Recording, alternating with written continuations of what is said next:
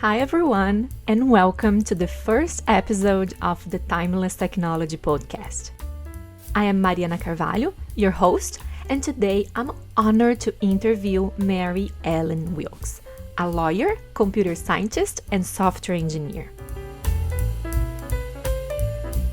Mary Allen is best known for her groundbreaking work on the LINC computer, widely regarded as the world's first personal computer, developed at MIT's Lincoln Lab in the 60s. If you are using a laptop from home today, it's thanks to the work she did with Wellesley Clark and his team. She was responsible for developing LINC's operating system, which enabled biomedical researchers to perform experiments that were revolutionary for their time. Mary Allen's career helped pave the way for modern computing, and her influence on software development is still felt today. I hope you enjoy today's conversation.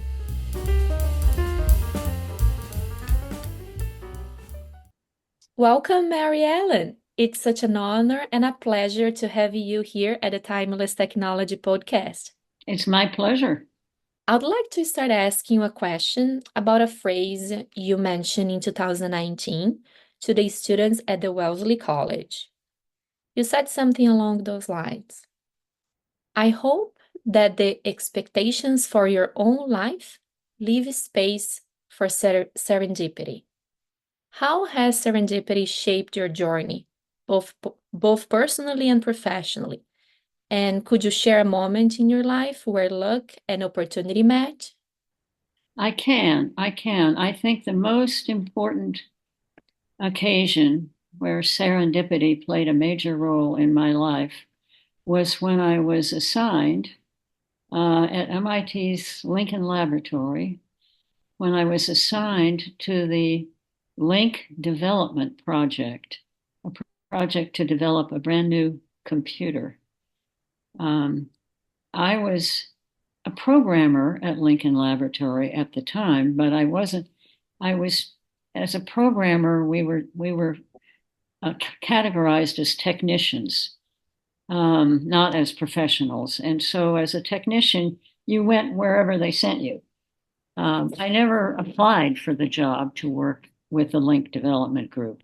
I was just sent there, and that turned out to be such a propitious event in my life, and it led to the next 10 or so wonderful years that were fun and exciting and creative and all kinds of things I think we're going to talk about. What exactly do you think drew you to the LINC project with the computers, since you didn't play with computers in your childhood? Yeah, well, as I said, nothing particularly drew me to the LINC project. I was assigned to it. But I had entered the computer field because at the time, this was 1961, as I think you mentioned, at the time, the professional job opportunities for women were very limited because of just sex discrimination. Lawyers, doctors, etc., especially law, which is what I really wanted to do. The job opportunities were very limited for women, but they were not limited in the computer field for programmers. Most of the computer programmers at the time, and there weren't very many, but most of the computer programmers at the time were women, a fact that grew out of the history of women in computing from the 1940s, which we don't have time to go into here. But in any event, computer programming was considered women's work. And so the programming jobs that there were open to women. But the other thing that really led me to look in that direction was a comment that had been made to me in the 8th grade by my geography teacher, Sam Legg, who was my geography teacher. And he said to me one day in class, I think I must have been giving him an argument about something, don't remember. And he just looked at me and he said, Mary Allen, when you grow up, you ought to be a computer programmer. Wow, that's a heck of a thing to say to an eighth grader must have been sometime in the mid 50s. Um, and I had no idea what he was talking about, but it probably shut me up at the time. But the reason that this was important, as I looked back on it in later years, was that he was saying something to me that was positive, something positive about what I could do. That is a huge message to send to a child, particularly a child as a girl who was getting all kinds of negative messages from the environment about what you couldn't do. You couldn't be a lawyer, you couldn't be a doctor, you couldn't do this, you couldn't do that. But here was somebody who had an idea about something that I could do that he was personally directing to me. And I think that's probably why I never forgot what he said. And that's what led me to just go to MIT and apply for a programming job.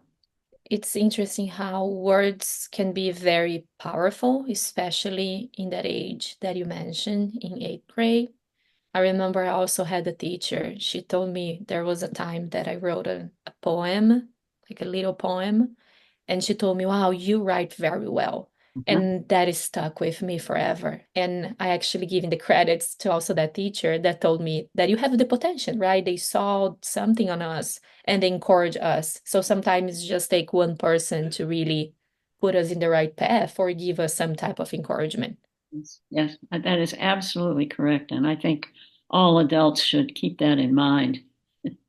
That's true. And speaking of your work with the link, Mary Ellen, can you share with our listeners what the link was and why it was important? Yes, I'd love to. I think the link was designed to operate as a tool in the biomedical research environment. LINC itself, that's LINC, stands for Laboratory Instrument Computer. And it was intended to be another research instrument, although a quite sophisticated one, that could be used under the control of a single user. It was the brainchild of a wonderful, brilliant computer designer who was the head of this LINC development group. His name was Wesley Clark. He had designed other unique computers at the time and was well recognized as I say, a brilliant computer designer. He began the design of the LINC Serendipity. He began the design of the LINC in the spring of 1961, just when I joined the group. That's why I was sent to his group, because he was just forming it. And what I have to give a little background here about why the LINC was different, because at the time, the computers of the day were great big, huge machines. You didn't do anything with them online. Everything was offline, and you used punch cards or punch paper tape to communicate with them. And they were pretty useless for use in biomedical research, because in biomedical research, you are trying to investigate living matter, such as brain waves or auditory responses or heart irregularities, signals, the kinds of signals that change constantly while you're looking at them. Those were impossible to measure with the big, huge machines of the day. The LINC was similar to those huge machines in that it was a general purpose programmable computer, which meant that you could program it to do all kinds of different tasks. But unlike any other machines in 1961, you used it in real time. You interacted with it in real time. You could write programs on it and debug them while they were running. You could integrate the LINC right into your experiment. You could send those signals from the brain or the heart directly to the LINC, and you could write a program we call them today we call it an app. At the time, we just called them programs. But you could write an app to analyze those signals in real time while the signals were being generated. So that meant you could interact with the experiment while it was running. You could shine a light in the eyes of the subject to change the brain waves. You could make a click in the ear, an audible click, to change the way the subject was hearing sound. You could change the rate at which the subject's heart was being monitored, that sort of thing. So that is the first reason that the LINC was important, because it completely revolutionized biomedical research. Nobody had ever had such a computer before. There was another reason, though, that it was important, and that is that it was we didn't think about it this way at the time, but it really was the precursor to the personal computer. In order to make possible that real-time processing that the biomedical researchers needed to do, the LINC had to provide and did provide a highly interactive environment. So it had a keyboard and a display, which were the primary means of communicating with the computer. There were switches and buttons and knobs in addition, but the primary means of communicating was the keyboard and the display. And you saw what you typed on the display as you typed it. You corrected it on the spot. You could save it or copy it. And on one of it had little magnetic tapes as storage devices. But you could also type any one of several other special commands to have the LINC perform other functions. So that was basically the essence of it. But what I've just described, which is creating, editing, saving documents in real time using just a keyboard and a display and a storage device, is, of course, exactly what we do today with our personal computers. So we do a lot more with our personal computers, and we have the internet, which is huge. But those basic components that we had on the LINC, those basic components of the process are still what drives the way people experience computers interactively today. I know it all seems rather obvious 60 years later, but at the time, the LINC was the first computer that integrated all those functions in one interactive computer. And you were responsible for designing that first operating system for the LINC, Yes, correct? I was, yes. How was your impression when you started developing that? I think it took you 1 year. Is that correct? During that 1 year that you had the LINC installed on your living room at your parents' Yeah, that house? was 1964. But I had started working for the group, as we mentioned, in 1961, and as the programmer in the group, I was the only programmer in the group. I was responsible for writing all the system software, not the applications. The medical researchers did their own apps, but I was responsible for writing all the system software. And that was a process that had begun in 1962. In fact, the first version of the operating system was released that year, 62. It was called LAP 2. The last version that we ended up with was LAP 6. And I just mentioned that because LAP, LAP, stood for LINC Assembly Program, so the first one was basically just a program that let you write programs for the LINC and convert them to binary, assemble them, and run them. So that had been going on since 1962. What was different in 1965 was that I worked on a LINC in the living room at my parents' house in Baltimore. By that time, there were LINCs. The first LINCs had been released to biomedical research laboratories in 1963 in the summer of 1963. And by 1965, there were LINCs, there were literally LINCs all over the country in biomedical research labs. And so when I asked Wesley Clark if I could work at home, he said, no problem, we'll send you a link. And that's exactly what they did. They sent me a link.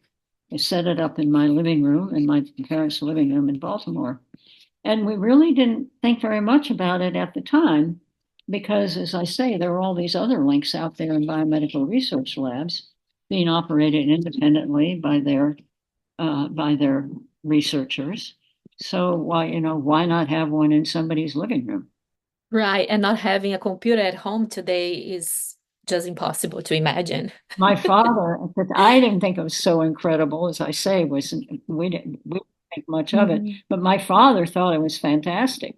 He was I can imagine. I can imagine. It was like a piece of technology inside of his it house. was so novel, you know. He would go around town. He would tell anybody he met. He said, "Did you know I have a computer in my living room?" Very, very proud. I remember when in my childhood town when my mom still lives today, I remember there was just a few people with telephones, and I remember my great grandpa father gave to my grandmother a phone to be connected because they used to live in the capital. So it was also a big hit in the city. Oh my gosh, they have a telephone in their house. Right, exactly. It yeah. And you mentioned some of the links being distributed across the country. Do you have any favorite story or an example about, you mentioned biomedical research as well. Is there anything that you want to share with us on a interesting breakthrough or something that you experienced in the 60s doing Yeah, doing this being part of the group? yeah. That was the best part. How it was received in the field. That was really the most rewarding part. So yeah, I have lots of stories, but I'll just tell a couple. Mhm. Uh, the very first time the link was used in a biomedical experiment was at the National Institutes of Health, and that was in the spring of 1962. The NIH had invited Wesley Clark to bring the link to NIH and show them what it could do. So the link was set up in a lab at one of the institutes where the researcher was trying to study the electrical signals that reach the cat's brain when it hears sound. This was something that was impossible to do using only the offline computing capability that was available at the time. But with the link, one of our engineers was able, in a couple of hours, to write a short program that displayed on the link's display exactly the signal the researcher had been trying to study. It was pretty amazing. I can tell you what their response was at the time. For our part, we were relieved that it actually did what it was supposed to do. It worked. This was the first time we had really put it to the test. But the head of the institute, that particular institute, a fellow named Robert Livingston, I'd like to quote this. He put it this way at the time, quote, "It was such a triumph that we danced a jig right there around the equipment. No human being had ever been able to see what we had just witnessed.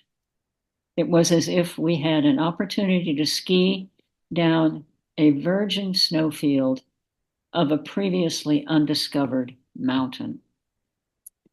So, pretty powerful stuff. And the importance of that and Robert Livingston's observation was that NIH went on to fund the link development to the tune of several $1 million over the next many years. Wow. Yeah, That was a huge disruption at the time. And today we are all the new discoveries, right? They are done in real time and they rely on this powerful technology to continue. Yeah, it was a truly disruptive technology. Yes. How did that moment impact your view on the potential of computing, specifically in the science field? Well, we were literally watching the potential of biomedical computing beginning to be realized, which was terribly exciting. The scientists themselves recognized the potential immediately and responded in increasingly large numbers. We tried to keep track of all the work that was out there being done using the LINC, and we had to stop after a couple of years because it just exploded. The work exploded. One researcher said the LINC influenced our science. And another one, a brain surgeon, who he put the LINC right in his operating room so that he could display the patient's brain waves on the LINC's display while he was operating on the patient. He'd never been able to actually see a patient's brain waves during an operation. So he was pretty excited. He said later that he had planned out 10 years of research, research that he figured would take about 10 years to complete until he got the LINC. And then he said the research was all done in about 3 months. And what was he going to do the rest of his research career? So, Wow, it definitely changed and saved lives yes. throughout the, yeah. Oh, yes. Yes, absolutely. Um, Was there any resistance to the idea of the LINC at the time? You mentioned very positive, the reception from everyone in the country, right, in yeah. those labs and in research, but was there any resistance? There was not resistance so much as I would say indifference in the computer field. The big trend at the time, in the 60s, the early and mid 60s, the big trend at the time was something called time sharing, which was trying to figure out how these great big machines could be used by more than one person at a time. We don't think anything about that today because we do that all the time on the internet. But the computers at the time weren't fast enough to do that. So time sharing, it was called time sharing. And that was a big thing. And people were focused on making even larger and larger machines which more and more people could access at the same time. So a lot of the momentum in the computer field they weren't particularly interested in the biomedical applications of computers. And as for a personal computer, there was a lot of people just tended to dismiss that idea. And some of the main leaders in the field were reported to have said there'll never be a use for a computer in the home. They dismissed it out of hand. Not the Digital Equipment Corporation. The Digital Equipment Corporation later became just abbreviated to DEC, which some people may have heard of. The Digital Equipment Corporation was the first corporation, the first commercial entity that began to make little mini computers for individual people to use. And we worked very closely with DEC right from the beginning. And DEC, in fact, provided all the logic hardware for the LINCs, and they began to manufacture the LINCs, and that's where you got a LINC after the initial demonstrations of the LINC. That's where you got the initial demonstrations of the prototype LINC. That's where you got a LINC. You went to DEC, you could buy a LINC, and they continued to evolve the LINC throughout the 60s. And some of they were known for this whole series of PDP machines, program data processors, which some listeners may have heard of. And some of the PDP machines that were manufactured by DEC were modeled on the LINC or were copies basically of the LINC. So they're the ones who really, DEC was the ones who really brought the concept of the LINC and the concept of personal computing into the mainstream. Was that then DEC was responsible to sponsor anything in the lab at MIT, or they were things running completely separate afterwards? They were separate. They were separate. The work that was sponsored at MIT was sponsored primarily by the National Institutes of Health. I see.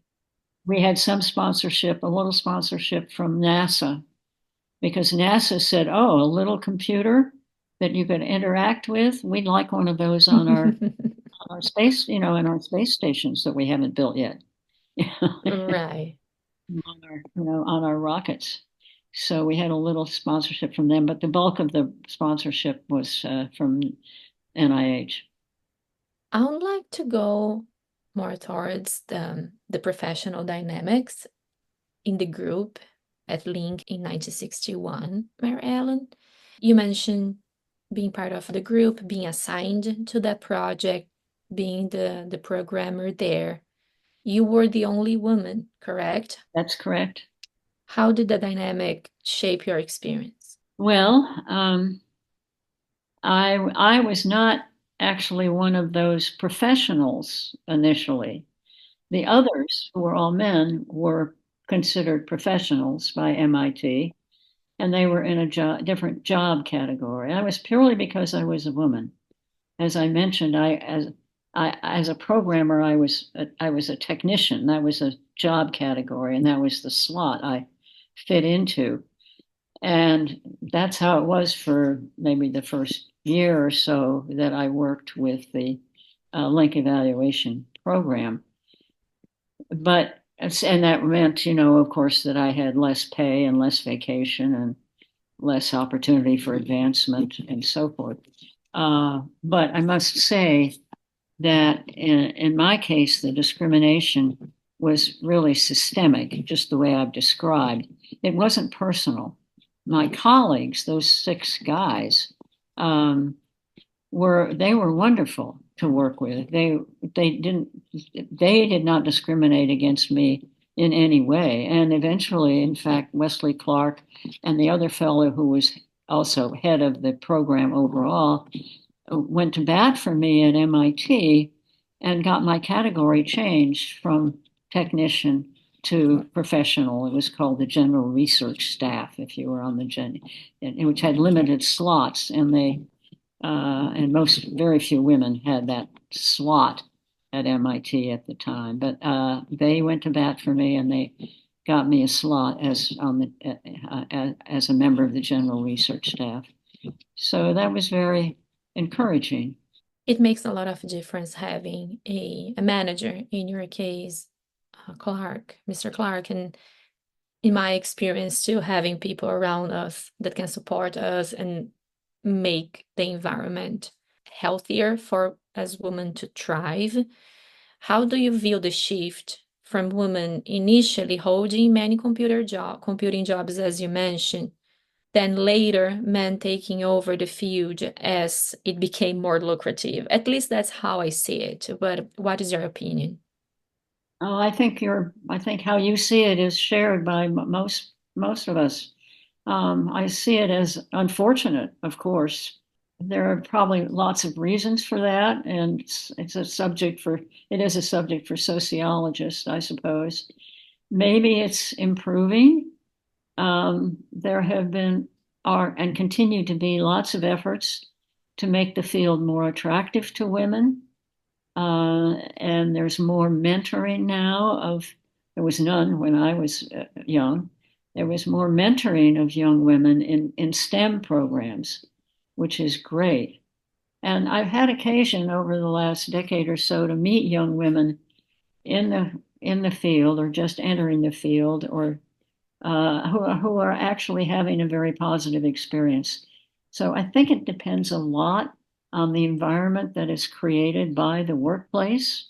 Starts at the top, as it did in the case of the small group I worked in, right from the top. they wouldn't have discrimination.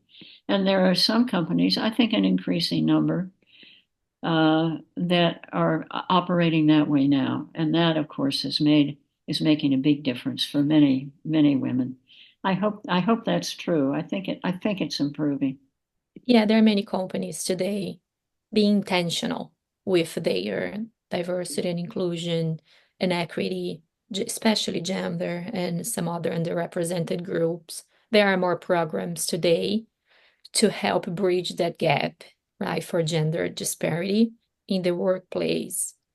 And besides that, there's also the fact that some women and some contributions were not recognized, right? In the past, I think you mentioned the woman that worked, I think, in the 40s in the ENIAC. Yes. What was it like seeing the work of women being sidelined? Do you feel that today's efforts to bring these stories to light are making a meaningful difference? Like learning from different sources when you're sharing your story. There are many other women sharing their stories here as well in the podcast. I think this absolutely share the stories. I think that makes a huge difference to other women, and it's so important to understand that there are a lot of other people who have the same experience or having the same experience or something quite similar. So absolutely, I think sharing the stories makes a big difference. As far as women being sidelined at the time, when I was in the field, I was not so concerned with that, given that my first love was to be a lawyer, where women were more than just sidelined, they were virtually excluded, especially as a trial lawyers. Um, I didn't regard the sidelining of women in the computer field as something to be terribly concerned about. Uh, I mean, as I mentioned, I was in a different category for a while until I got promoted. Uh, but my particular group was so accepting and supportive that I didn't think too much about it at the time. I should mention, though, that it made the fact that I was a programmer, there was a quite specific sexual division of labor, which was totally artificial, but it was there, and that it was that women did the programming. We weren't really working in the computer field across the board. We were just doing computer programming, and men did the logic design and all the other work that went along with designing, creating, making computers. And but I was working very closely with such a small group of men, and I began to notice that a lot of what they were doing seemed to require much the same skills and aptitudes that programming required. I thought, well, so why can't I do that? I should be able to do what they're doing. They certainly could do what I was doing. They all knew how to program. They didn't do it. They weren't career programmers like the women.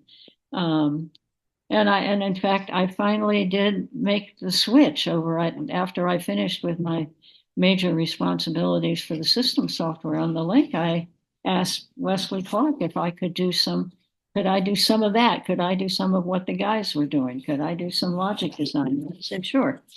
He gave me the next project that came along. And I did it and I enjoyed it. And uh, so sometimes you just have to ask. You have to ask what you want, right? You need to vocalize your needs and go for it. Yes. And I want to go back to something you mentioned earlier, Mary Ellen, on your interests for law, right? I Mhm. also made a career transition and I can see the fruits one can gather from switching careers. It's extremely fulfilling. I did marketing and transitioned to computer science. I was able to use many of my skills, especially creativity, negotiation, customer behavior insights. You initially planned to go to law, which was considered even more male dominated than computing. So Yeah. I'm curious, what made you decide to eventually pursue law after working in this extremely innovative technology? And then you just mentioned you asked it, Mr. Clark, to go to the logical design. So how long did you work with that to then eventually transition to law? I worked with that for a couple of years, but I still wanted to be a lawyer. I had wanted to be a lawyer since a visit I made with some schoolmates to the Supreme Court when we were in high school. And I watched the court during an argument. In those days, you could just walk in. There was no security, anything. You just walk in and listen, sit down and listen to the argument. And I was blown away by that experience. I said, I want to do that. Whatever. I didn't really understand what they were arguing about, but I just loved the whole environment. I loved the back and forth, the give and take between the court and the lawyers. It was quite magical. It was my epiphany, if you will. And so I never lost that idea that I still wanted to be a lawyer. And I wasn't sure after 12 years in the computer field that I really wanted to stay with that for various reasons. But it it was what I'd been with because of the serendipity of my being assigned to Wesley Clark's group. I had had a wonderful run in the computer field, but most computer jobs weren't like that. They were quite a bit more mundane. And so I began thinking about going back and going to law. So I did. I just took the leap and said, I'm going to do it. I'm going to be a lawyer. I love that you took the leap. Did you have any mentor or someone that guided you through that transition? None. Wow. How did you find community? Um, yeah, I didn't. I mean, there I was. I just decided to do it, and I did it. The community. Once I got to law school, the community was the other women in my first year law school class. We were we got to know each other right away, and that was supportive and fun. And in fact, my best friend in life was a member of that class, so we were the support group for each other. That's awesome. I also have a college best friend. I treasure that friendship a lot. What advice would you give to someone today who's looking to make a significant career change, especially if they're moving to a traditionally male-dominated field? Um, I would say learn everything you can about the field. Talk to people, talk to whoever will talk to you about the field. Find mentors. As many women, if you can identify some women who are already in the field, try and talk to them. Many women who are already in a field will be happy to talk to another woman who is considering going into that male dominated field. You can write to women you don't know. You can just find out their names and write to them. Try to understand not only what skills are required and what educational background is required to enter the field, but what is the dynamic of the field itself? Who are the leaders? What sex are they? What role has sex discrimination or discrimination against any other marginalized group played and what in that field and what role is it playing today? How is that really working out? You want to know what you're getting into. Learning the ins and outs, right? Asking those questions, understanding the field. Yeah. I think that's such important advice. This podcast is brought to you by the Woman in Technology publication. We are more than 400 women from all over the world writing about technology, computing, engineering, leadership, and our career lessons. Join us at medium.com/women in technology. If you are enjoying this conversation, don't forget to subscribe and share it with your friends. Now, back to the episode. As we are wrapping up our interview, Mary Allen, I want to go back to the beginning of our conversation on serendipity. You've spoken about serendipity and luck in your career.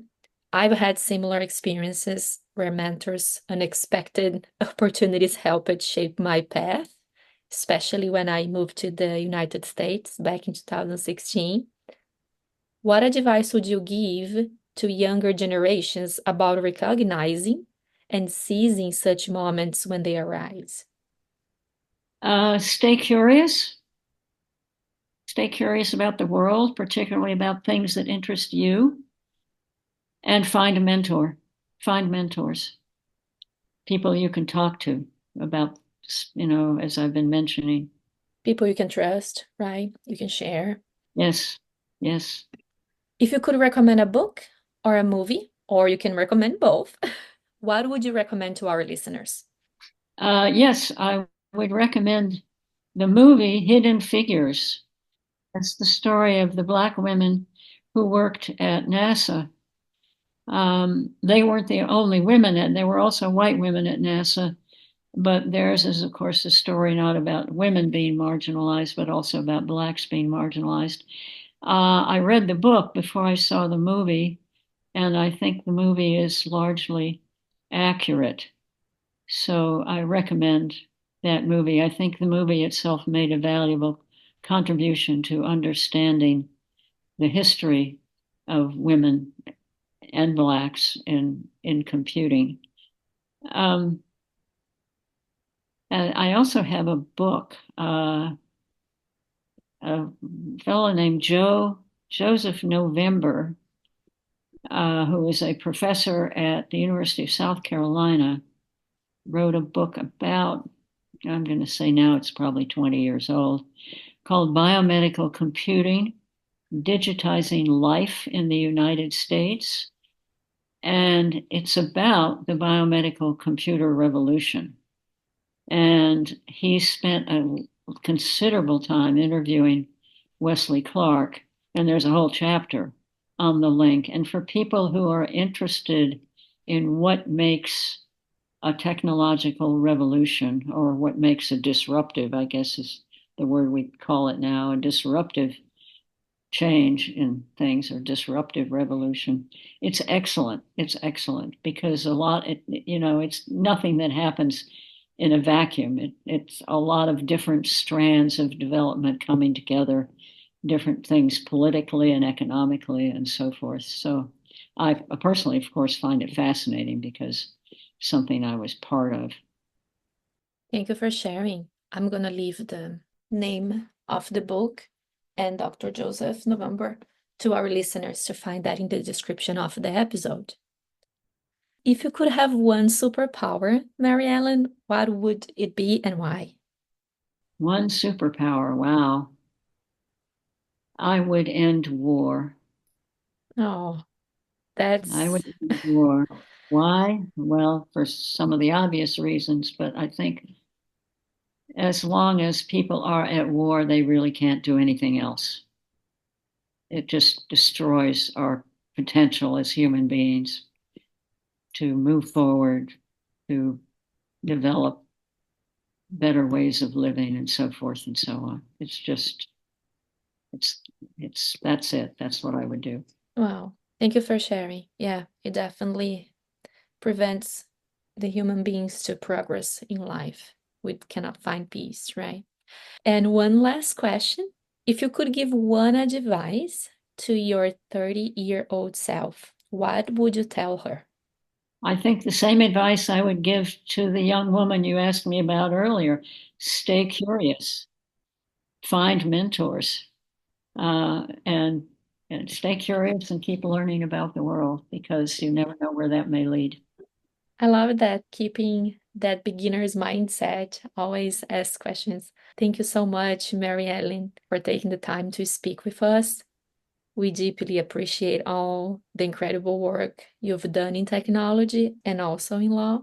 Your contributions have truly made a lasting impact, and I'm very appreciative to be talking with you today and share the insights with our listeners. Well, thank you. It's been my pleasure.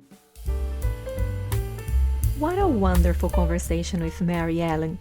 I hope you enjoyed all the stories she shared, and if you have any comments, feel free to share them in the comment section. You can listen to this episode on your favorite audio platform, and don't forget to follow us so you don't miss any of the upcoming episodes. This podcast is brought to you by the Woman in Technology publication, produced and written by Mariana Carvalho with the assistance of Roberta Tremia and designed by motion graphic designer Juliana Martins.